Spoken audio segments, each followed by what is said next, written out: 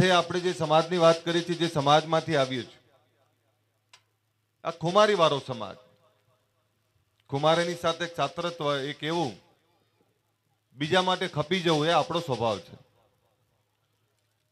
પણ ટણીએ બહુ છે આપણામાં. અહીંયા તમામ આગેવાનો બેઠા છે, એમણે ખૂબ કામ કર્યું છે આ સમાજ માટે, આ સમાજના વિકાસ માટે, સમાજની આવનારી પેઢીના ઉજ્જવળ ભવિષ્ય માટે અને જાહેર જીવનમાં જ્યાં જ્યાં એમનું ક્ષેત્ર છે ત્યાં તમામ સમાજો માટે એમણે ખૂબ કામ કર્યું છે. ત્યારે હું તો આમંત્રણ આપવા માટે આવ્યો છું આપને. ગાંધીનગરમાં 26મી જાન્યુઆરીની રાત ને 27નો સવાર રાતના 3 વાગે ક્ષત્રિય ઠાકોર સેનાના નામથી એક મહાસંમેલન બોલાયું છે. છેલ્લા ઘણા વર્ષોથી, લાઈક 15 વર્ષથી તો તમે જોતા હશો કે અમે સમાજનો વિકાસ કેવી રીતે થાય, સમાજમાં ઉપયોગી કેવી રીતે થઈ શકાય, એના માટે 15 વર્ષથી અમે કામ કરી રહ્યા છીએ. સમાજમાંથી વ્યસનો દૂર થાય, અંધશ્રદ્ધા કુરિવાજોમાંથી બહાર નીકળે, આવનારી પેઢીને ઉજ્જવળ ભવિષ્ય માટે સારું શિક્ષણ મળે, સમાજ એકતાના તાંતણે બંધાય, એના માટે છેલ્લા 15 વર્ષથી અમે કામ કરી રહ્યા છીએ. અને એના પરિણામો પણ ખૂબ સારા છે. ક્યારે આ માનપુર કે આ તેનપુર કે આ બાયડ, આ માલપુર મેઘરજનો આ વિસ્તાર, એમને અમદાવાદમાં અલ્પેશ ઠાકોર કોણ છે ખબર નહોતી. અમદાવાદમાં રહેલા એ આપણા સમાજના ભાઈઓને એ ખબર નહોતી કે મહીસાગર બાલાસિનોર કે ભિલોડામાં કોણ રહે છે, મોડાસામાં કોણ રહે છે. જ્યારે આ સમાજના સંગઠનને એક કરવાની વાત આવી ત્યારે ઘણા બધા ચેલેન્જીસ હતા. કેવું શું કરશો, કઈ રીતે ભેગું કરી શકશો.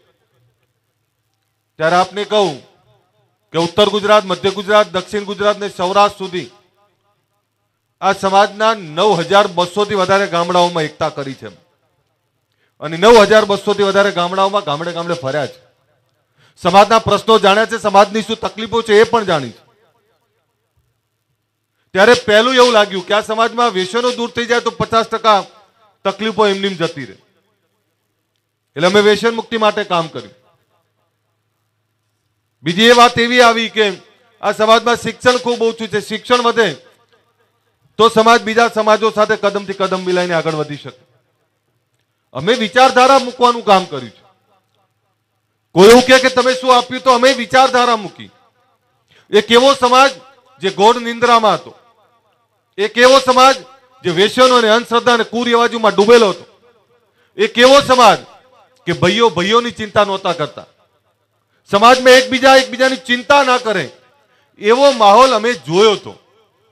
અને માફ કરશો, રાજનીતિ આપણા ગુણમાં છે, કારણ કે વર્ષોથી આપણા બાપ દાદાઓ એમણે શાસન કરવાની આદત છે, બીજાના રખોપા કરવાની આદત છે, બીજાની વારે જવાની આદત છે. કારણ કે આપણે વીર ક્ષત્રિય ભાતીજી મહારાજના બાળકો છે. પણ રાજનીતિ પણ આપણે યોગ્ય દિશાની નહોતા કરી શકતા. અને સમય તો એવો આવ્યો કે રાજનીતિ હોય કે સામાજિક જીવન હોય કે શૈક્ષણિક હોય કે રોજગાર હોય, તમામ ક્ષેત્રે આપણો સંઘર્ષ હતો. અમે એક એવા યુવાનો તૈયાર કરવાનું કામ કર્યું જે વ્યસન મુક્તિની વાત કરે, જે શિક્ષણની વાત કરે, અંધશ્રદ્ધા અને કુરિવાજોમાંથી બહાર નીકળવાની વાત કરે, વ્યક્તિ ઘડતરનું કામ કર્યું. અને વ્યક્તિ ઘડતરનું કામ કર્યું, સારું કામ કર્યું એટલે બીજા સમાજો તમારી નજીક આવવા લાગ્યા. એકલો સમાજ, એકલો વ્યક્તિ થાકી જાય. તમે સક્ષમ હશો, સારું કામ કરતા હશો, સાચું કામ કરતા હશો તો બીજા સમાજો પણ તમને વાહવાહી કરશે, તમારી જોડે રહેશે.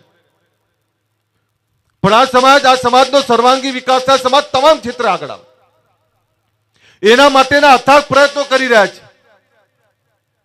ઘણા બધાને એવું થાય કે આખા ગુજરાત કેમ ફરો છો, તો જે એવું કહેતા કે ફક્ત રાજનીતિ માટે છે, તો ના, આ સમાજનો તમામ દિશાઓમાં વિકાસ કરવો છે. એ ચાહે રાજનીતિ હોય, શિક્ષણ હોય, રોજગાર હોય, તમામ દિશાઓમાં સમાજ આગળ વધવો જોઈએ.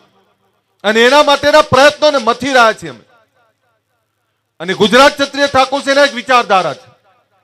તમે સ્વામિનારાયણ સંપ્રદાયનો અભ્યાસ કરજો.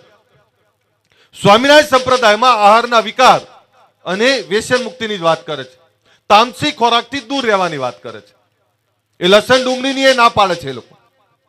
જ્યાં તમારો સ્વભાવ ગરમ થતો હોય, તમને ગુસ્સો જલ્દી આવે, એવા ખોરાકથી દૂર રહેવાની વાત કરે અને સાથે વ્યસનોથી દૂર રહેવાની વાત કરે. કોઈ માણસમાં એબ ના હોય, નશાખોરી ના કરતા હોય તો સાહેબ એની તકલીફો 50% તો આપોઆપ ઓછી થઈ જાય. સ્વામિનારાયણ સંપ્રદાયમાં માનનારો માણસ જેની આવક ઓછી હોય તેમ છતાં સુખી હોય છે. એનું કારણ શું? તો કે આ વિચારધારા. અમે આ વિચારધારાનું નિર્માણ કરવાનું કામ કર્યું છે. સમાજની એકતા, સમાજનો ભાઈચારો, નહીતર આપણે તો એકબીજાને કાપી નાખવા મથે. પેલો હું તમને પાડી દઉં, તમે મને પાડી દો, પેલા કે પાડી જ દેવા છે. શેના માટે પાડવા છે મને તો એ ના ખબર પડી. કોઈ સરપંચ બને તો કે આવતી વખતે પાડી દેવાનો, કોઈ તાલુકા જિલ્લા પંચાયતમાં આવે તો આવતી વખતે પાડી દેવાનો, કોઈ ધારાસભ્ય સંસદ સભ્ય બને તો કે આવતી વખતે પાડી દેવાનો. શેના માટે પાડવો છે? કોઈ આગેવાનને તમે તૈયાર કરો છો તો એમાં સમાજ અને એ આગેવાનનું 10-10, 15-15, 20-20 વર્ષનું યોગદાન હોય છે. ત્યારે કોઈ આગેવાન તૈયાર થાય. અને 10, 15, 20 વર્ષ જે આગેવાનને તમે તૈયાર કર્યો અને તમે એને પાડી દો છો તો બીજો આગેવાન તૈયાર કરતા બીજા 10, 15 વર્ષ થાય. હવે આવું તમે નિરંતર કરે રાખો તો આગેવાન તૈયાર ક્યારે થશે? ચિંતા કોણ કરશે પછી? આપણા આગેવાનને તાકાત આપવું એ આપણું કામ છે અને આપણા માટે લડવું એ આગેવાનનું કામ છે. હા, કોઈ આગેવાન નમાલી વાત કરે, તમારા માટે લડવાની વાત ના કરે, તમારી પડખે ના ઉભા રહે તો 100% પાડી દો. પણ જે લોકો તમારા માટે લડે, મથે, તમને સાથે રાખીને આગળ વધવાની વાત કરે, એવા સાચા અને સારા આગેવાનોને આગળ લઈ જવાની વાત કરો. અને બીજી વાત કરું છું કે વ્યસન મુક્તિ એટલે જરૂરી છે. કાંઈક એવો સમાજ, મોભાદાર સમાજ, જેણે વર્ષોથી જમીન જાગીરી સાથે જોડાયેલો સમાજ, બીજાનો નિભાવ કરનારો સમાજ, એવી કઈ તકલીફ પડી કે આપણી યાતનાઓ, આપણી પીડાઓ વધવા લાગી. તો સૌથી પહેલું આ દેશ જ્યારે આઝાદ થયો ત્યારે તમામ સમાજોએ પોતપોતાની દિશા નક્કી કરી. શિક્ષણ, રોજગાર, તમામ દિશાઓ. આપણે એ વખતે એટલી બધી જમીનો હતી અને એ વખતે પણ સાચું છે કે વખતે અનાજ સિવાય કોઈ કિંમત નહોતી, કારણ કે મોજશોખના એવા કોઈ સાધનો નહોતા. એટલે સમયાંતરે શું થયું, આપણાને એવું થયું આપણા બાપ દાદાઓને કે આ જમીનો ક્યાં ખૂટવાની છે અને જેની જોડે ધાન હોય એનું રાજ હતું. પણ સમયાંતરે ડેવલપમેન્ટ થતું ગયું, દેશ વિકાસ થવા લાગ્યો, દેશના વિકાસની સાથે લોકોની જરૂરિયાતો વધવા લાગી અને જરૂરિયાતોની સાથે મોંઘવારીને ખર્ચાઓ વધવા લાગ્યા. આપણે એ વખતે જો શિક્ષણ પકડ્યું હોત, આ દેશ આઝાદ થયો ત્યારે તમામ સમાજોએ જે શિક્ષણ પકડ્યું એનું ઉત્તમ ઉદાહરણ છે આદિવાસી સમાજ, દલિત સમાજ અને એવા તમામ સમાજો, એ પાટીદાર સમાજ હોય કે તમામ સમાજો જેમણે શિક્ષણ અપનાવ્યું અને શિક્ષણની સાથે રોજગાર અપનાવ્યો, એ તમામ સમાજો આગળ. આપણે એ વખતે શું કર્યું? વ્યસનો તરફ ભાગ્યા, અંધશ્રદ્ધા, કુરિવાજો તરફ ભાગ્યા અને આપણે એવું કે જમીનો ક્યાં ખૂટવાની છે. પણ જમીનોની એકલા અને આજ આશા ઉપર બેહી રહ્યા આપણે. એના કારણે આપણે શિક્ષણની દિશા આજથી 50 વર્ષ પહેલા જ્યારે પકડવાની હતી એ પકડવામાં મોડા છે. આ સમાજે વખતે વ્યસનો પણ ના આવ્યા હોત તોય આ સમાજની પીડા ઓછી હોત. પણ આ બધી તકલીફો જોઈ, સમાજ વેરવિખેર, સમાજની એકતા ના દેખાય, આ બધું જોઈ અને અમારા જેવા યુવાનો એમણે નક્કી કર્યું કે આ સમાજને કંઈક કાપીએ. ત્યારે માફ કરશો, અમને એવું કહેવામાં આવતું કે કારંગડાના ભોર છે ભેગા ના થાય. કારંગડાના ભોર એટલે તમે ગમે એટલું બાંધો એક બે રીંગણા તો પડી જ જાય. અને એથી આગળ એક આગેવાને તેવું કહેલું કે આ સંઘ કાશીએ ના જાય. તમને ખબર છે કહેવત કેવી કહેવાય? મેં કીધું આ એવું સંગઠન બનાવવા નહીં જતા, અમે તો એવા ક્ષાત્રત્વ વાળા સિંહોનું સંગઠન બનાવવા જઈએ છીએ જે બીજાના રખોપા પણ કરે અને પોતાના સમાજની ચિંતા પણ કરે. આજે સમાજમાં જાગૃતિ આવી છે, સમાજ જાગ્યો છે, સમાજમાં એકતા થઈ છે. સમાજના યુવાનો વ્યસન મુક્તિ છોડીને આવા નવ યુવાનો સમાજની ચિંતા કરે છે, ગામની ચિંતા કરે છે, વિસ્તારની ચિંતા કરે છે, રોજગાર કરે છે નાનો મોટો. પણ હજુ જે ભૂખ છે આપણી, એ ભૂખને મીટવા ના દેશો. ભૂખને વધારે ને વધારે બળવત્તર કરવી છે અને વધારે વધારે મજબૂત કરવી છે કે આ સમાજને શૈક્ષણિક ક્રાંતિ તરફ લઈ જ જવો છે. આ સમાજમાં વ્યસનોને સંપૂર્ણ નાબૂદ કરવા જ છે. આ સમાજે અંધશ્રદ્ધા અને કુરિવાજોમાંથી બહાર નીકળવું જ છે. આપણે શક્તિના ઉપાસકો છીએ, માં ભગવતીના આપણે ઉપાસકો છીએ, પણ શક્તિની પૂજા અને એની ઉપાસનાની સાથે આપણે આધુનિક યુગ તરફ પણ આગળ વધવું પડે. આપણે માં ભગવતીમાં માનનારા લોકો છીએ. હું તમને એવું નથી કહેતો કે શ્રદ્ધા ના રાખો, શ્રદ્ધા અખૂટ રાખો. આ ભગવતી જ ચલાવે છે આપણાને. પણ એની શ્રદ્ધા આપણી કુળદેવી, આપણી માતાની સાથે આપણે આપણા બાળકોને સારું શિક્ષણ આપવા માટે માં સરસ્વતીની પૂજા પણ કરવી પડશે. આપણે બાળકોને ભણાવવું પડશે. એ ભણેલો દીકરો ને દીકરી આપણું કુળ ઉજાગર કરશે. એના માટે જ્યાં જેનાથી જે બનતું હોય, કોઈ એક વ્યક્તિથી સમાજનો વિકાસ ક્યારેય નહીં થાય. એના માટે બધાએ સાથે ચાલવું પડશે. અને જ્યાં જેની જે વ્યવસ્થા હોય, નાની નાની સ્કૂલ, કોલેજ, લાઇબ્રેરી, આ જે કંઈ બનતું હોય આપણાથી બનાવો. દીકરા દીકરીને વિદેશ ભણવા મોકલવા પડતા હોય તો મોકલો. ધંધા રોજગાર માટે મોકલવા પડતા હોય તો મોકલો. જેને પ્રદેશ છોડ્યો વિકાસ માટે બધાનું ડેવલપમેન્ટ થયું છે. એટલે આપણે આવનારી પેઢીને ભણાવો, ધંધા રોજગારની સારી દિશા નક્કી કરો. અને એના માટે ગાંધીનગરમાં એક સારું ભવનનું નિર્માણ કરવા જઈ રહ્યા છે. એનું નામ આપ્યું છે સરસ્વતી ધામ. એ સરસ્વતી ધામનું ગાંધીનગરમાં નિર્માણ કરવા જઈ રહ્યા છે. એનું આમંત્રણ આપવા માટે આવ્યો છું. એટલે ઘણાને એવું થાય કે રાતે 3 વાગે શું? તમામ સમાજો આગળ વધી ગયા. ત્યારે એક મેસેજ આપવો છે કે અમે હવે ઊંઘતા નથી, અમે જાગ્યા છીએ અને અમે રાતના 3 વાગે ભેગા થઈને અમે આહવાન કરવાને છે કે હા, અમે આવી રહ્યા છીએ. નામ આપ્યું છે અભ્યુદય. એટલે ખૂબ સુંદર સમય આવવાનો છે. દેવસિંહભાઈ, મિનિંગ તો એ જ થાય. અભ્યુદય મહાસંમેલન નામ આપ્યું છે કે આવનારો સમય અમારો છે, આવનારી પેઢીનો છે. અને આવનારી પેઢી માટે જ્યારે આપણે સારા વિચારો સાથે આગળ વધતા હોય ત્યારે તમને બધાને બે હાથ જોડીને આમંત્રણ આપું છું કે 26ની તારીખ 27ની સવારના 3 વાગે તમે બધાએ સમર્થન કરવા, આશીર્વાદ આપવા માટે અને આ મહાયજ્ઞના ભાગીદાર બનવા માટે પધારો એવી આ બધાને વિનંતી કરું છું.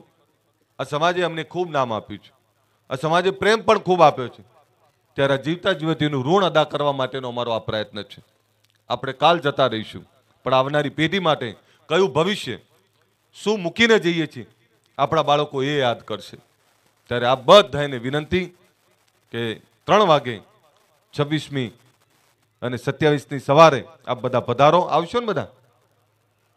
આવવાના હાથ ઊંચો કરો જે આવવાના. અમે બહેનોને બોલાવી છે, બહેનો પણ આવે. બે હાથ ઊંચા રાખીને તાળીઓ પડે, ખબર પડે કેટલા આવવાના છે.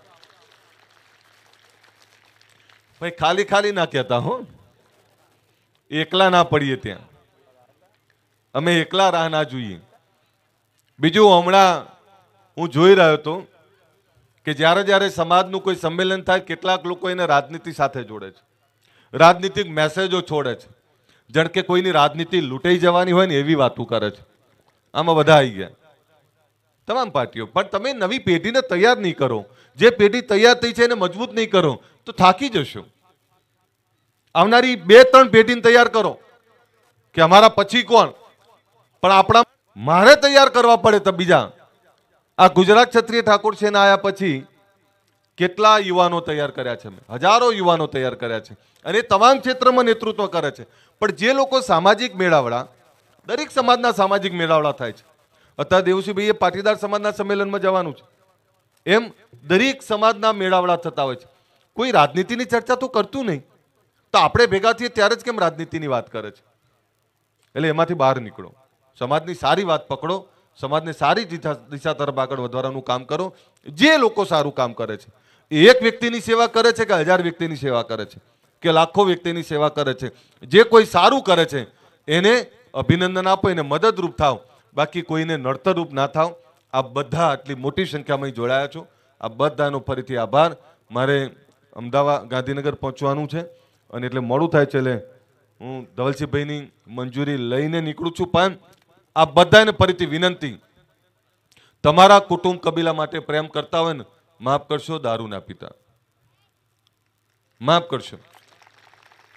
અને તમને એ કહી દઉં કે હજારોની ભીડમાં કોણ દારૂ પીધેલું મારી નજીક આવે તો મને તરત ભપકો આવી જાય.